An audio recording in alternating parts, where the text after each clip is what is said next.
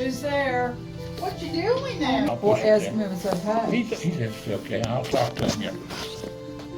Now, I happen to be here with again with a story that I just have to tell people that I'm still alive from 4 years ago when I had the daggone virus and was at Fort Thomas Hospital and laying there getting ready to be put onto the ventilator. And with the time running out, the Lord was calling me home. All of a sudden, I get a call. We're going to have to put you on the ventilator, but there is an experimental drug that we can use. And Dr. Moser says, I asked him, I said, well, would you take it? He said, if you were in my condition, he said, absolutely. So I took the experimental drug, and it happened to be called the Trump cocktail later. It was. They gave President Trump the same thing. That's right, that's right. I get this, the good story. And it pulled me out of it, and here I am 4 years later, a little bit missing in the mental capacity. But not quite yet a Democrat. But that's right, not quite yet a Democrat. And I'm a Trump man all the way with doing what he's doing. And I'm a Kim Moser person all the way. And I'm a Jesus Christ person all the way. And that's the main thing in life. And today here, I'm getting my lungs checked. I'm one of the best in the country, not the state, in the country. Well, Dr. John, Neal and Moser. whenever I know you're on my schedule, I check with St. Peter and I see if you're on the list. You're not there today. Here today. I gotta get going. Thank you very much. Thank you.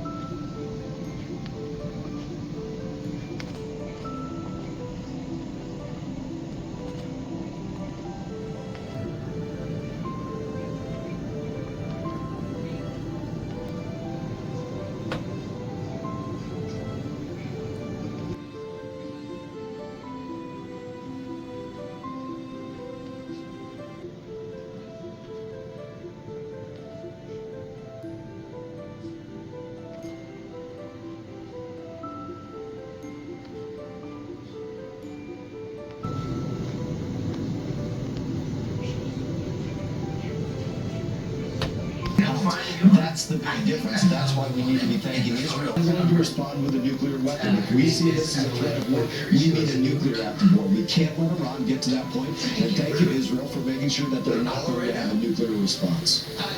The commander of Mark Meadows of the Revolutionary Guards has been killed in this strike once again, showing superior intelligence of the Israelis, just like the pager incident is beyond superior. Close to weapons grade enrichment. It's a risk that we couldn't take either, Sean. You know, one of the interesting things, there's going to be all kinds of armchair quarterbacks out there saying, well, you should have negotiated longer.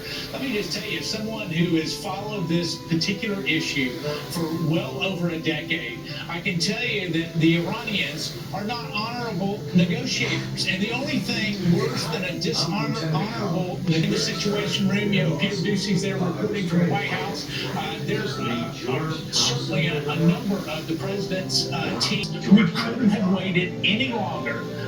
We are weeks away from a nuclear Iran, which means that it would wreak havoc not only for Israel, but for America as well. And the Supreme Leader, Aaron, is getting very, very arrogant in his comments by rejecting the president's offer. We've got 20 seconds. We'll let you comment on that.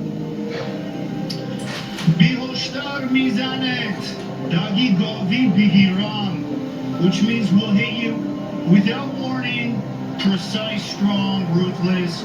Sean, Israel doesn't have any choice. The longer they wait, the closer Israel. It's about survival for Israel, so we struck first. And let that be a lesson to all the leaders of the IRGC. Israel's got assets everywhere. We're watching. and you did this to your country and flipped them all for us, so thank you.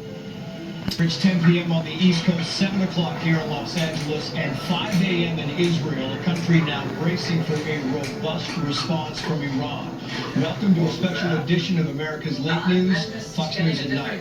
And breaking tonight, Israel launching preemptive strikes against Iran, striking Iranian territory and targeting Iranian nuclear sites, as well as Iran's long-range missile capabilities and military command centers. Now, we are told the IDF, the Israeli Defense Forces military strikes in Iran, will continue for most, if not the better part of all night. Israel is now calling the mission, quoting here, Operation Rising Lion.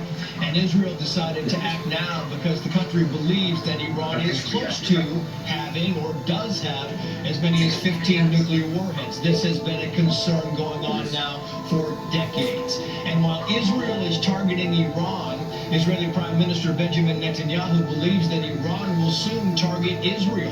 And therefore the country tonight is on, or this early morning, is on high alert. Let's bring in the chief foreign correspondent, Trey Higgs. He's live in Tel Aviv on what is now early Friday morning, almost 5 a.m. Friday morning, or now just past 5 a.m. Friday morning. Trey, what are we learning? What do you see?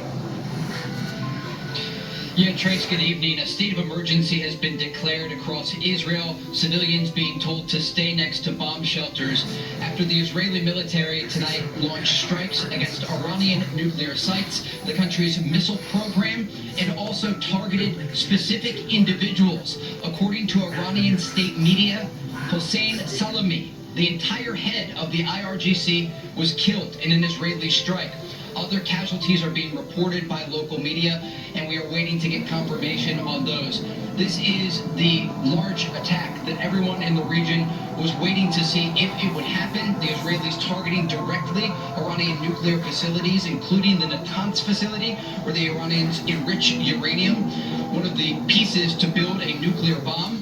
As we move forward here, though, the concern is what the Iranian response will be to these strikes. We know the Americans were not involved in these strikes, but they certainly could be involved in the defense of Israel in a possible Iranian response. Israeli officials tonight in Tel Aviv and Jerusalem agree this is not a question of if Iran responds, but rather when and how.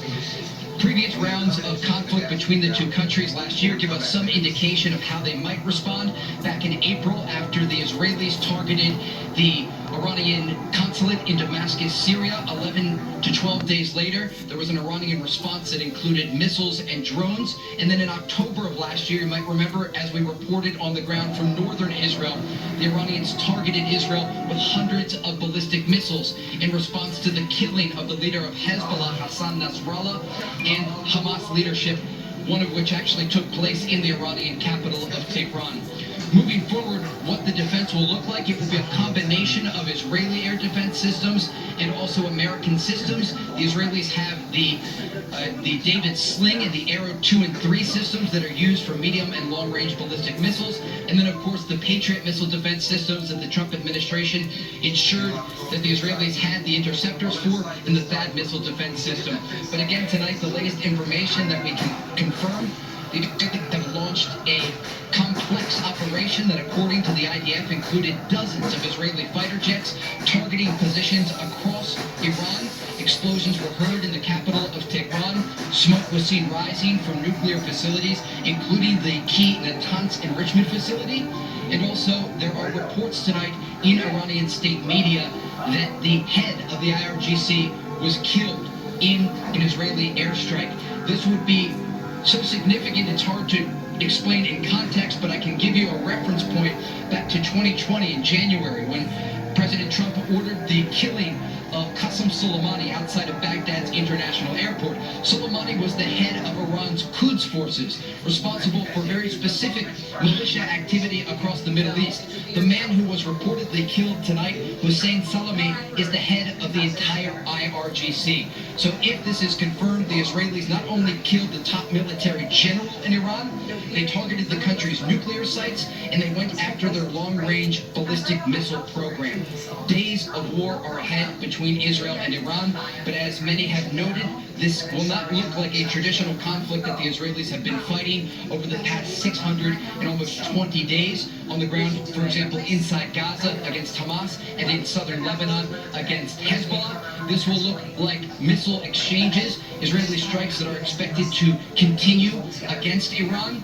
And again, tonight we have learned from the IDF that this was simply the first in what is expected to be a wave of strikes targeting